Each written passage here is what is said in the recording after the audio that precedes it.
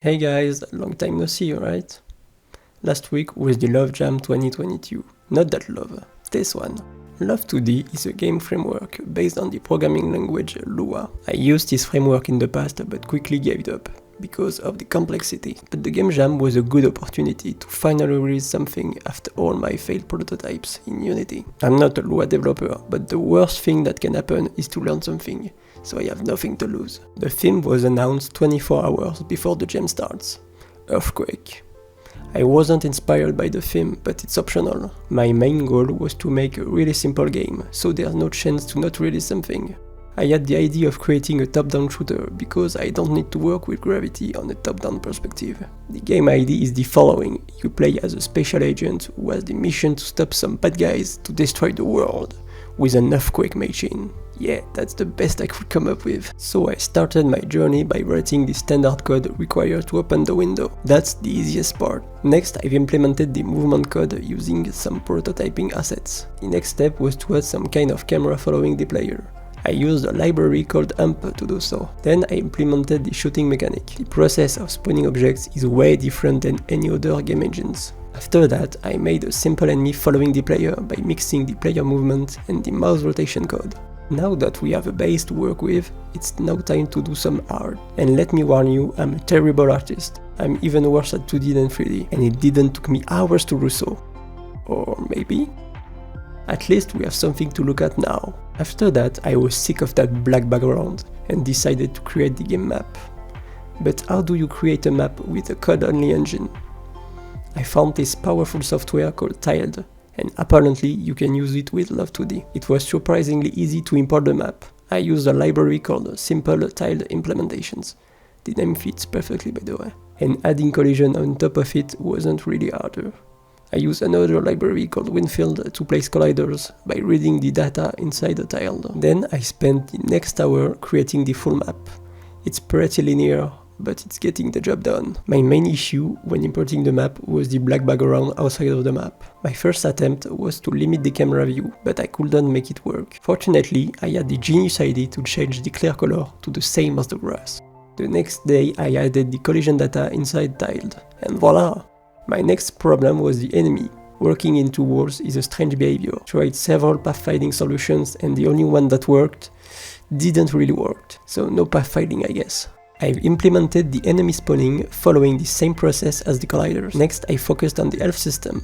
The player is flickering red when hit by an enemy bullet. Now I need to display the player health to the screen. It's art time again. Be prepared for my best looking sprite. I know, it's a masterpiece. Now we have to implement it in the game, and I have to say, it was pretty painful to work with UI. I did the same for the ammo. Let's summarize what we have now. Art, code, and that's it. Let's add sound effects. I made all the sounds using this software. It's called Chiptone. Next problem now. I don't want my game to be hard. The easiest solution is adding some kind of healing. Using again Tiled, I was able to place down these medkits easily. Every medkit checks for the distance to the player. If the player is less than some small value, then the medkit is removed, and the player health is filled. Now that my prototype is slowly becoming more like a game, I need to think more about the scenario. For example, I didn't plan any exit when making the map.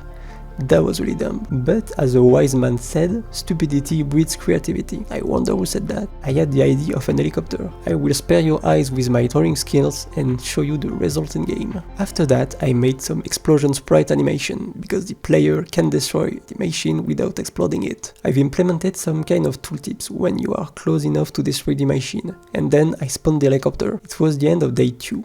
Day 3, I've added the ability to replay the mission. Why would someone want to play again? The same when you die. Next, I made some kind of main menu. Main menu needs music, so I launched FL Studio to create a track. In case you don't know, I also have a music channel. Link is in the description. My first attempt turned into synthwave. I still don't know why.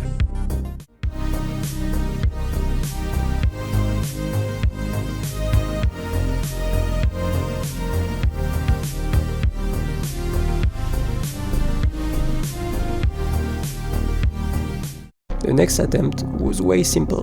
but it really fits the game. Spending too much time working on a project without external feedback isn't a good idea. So I sent the game to my friend. The first time he opened the game, it crashed because I'm a dum-dum who is not able to name his files correctly. Next, I realized I forgot to remove my noclip before packaging the game. Whoops! He has a 144Hz monitor. Mine is only 60, and it was way slower than I expected. The issue was I multiplied the speed by the delta time. I'll skip you the details, but basically you are supposed to exactly do that in order to avoid someone with a higher refresh rate to move faster. But with LÖVE 2D it looks like it's the opposite. That's really strange, but whatever, he can finally play now. Or can he? He was really close to the end, but the game decided to close itself without giving any errors. Unlucky I guess, but I got some feedback. According to him, the game difficulty is just right, but I don't know. I feel like the game is still hard. The next day, I reduced the enemy accuracy in order to ease the difficulty. After that, I wanted to add a splash screen with a nice fade animation. I've put this animation whenever the player switches scenes, because it looks stupid to have a nice animation at the splash screen, but not in the game. I then sent the game to another friend in order to try the new difficulty, but what I feared happened. She told me the game is too hard, so I tweaked even more the enemies by reducing again the accuracy. I increased the medkit amount and reworked some part of the maps where the enemies were stuck too often. After working 7 hours a day, the end of my journey is near. I created some image for the itch.io page, uploaded the source code to GitHub, and finally I can call my game complete. Thank you for following the video. I leave all the links in the description if you want to try it out by yourself. Just keep in mind it's not a proper game. It was just a challenge for me. Bye bye!